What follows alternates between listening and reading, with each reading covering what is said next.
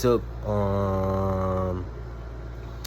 it's like daily updates lang.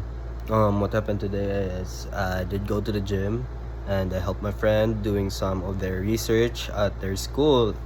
So, kugina sa may parola, help my friend to do her Then after nagtambay kami and my friends nagdrink sila but I did not. So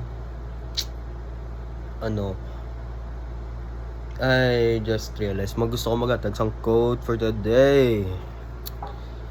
Like, I just realized syempre what happened kagina. So, hindi man siya controversial but still, whatever nga if you're a man with a big body, muscles, you're a smart person. Pero if ang last hindi mo kaya pakigbatuan, you're still a loser it's just lust. I mean, if you're too smart nga hindi mo kaya if you're too strong nga hindi mo kaya ma-contain ang self mo, then a lot of things just happen for one day and probably I'm gonna get some rest and tomorrow I'm gonna hit gym. I'm gonna hit biceps, chest, and then core ko tomorrow. I'll add the core.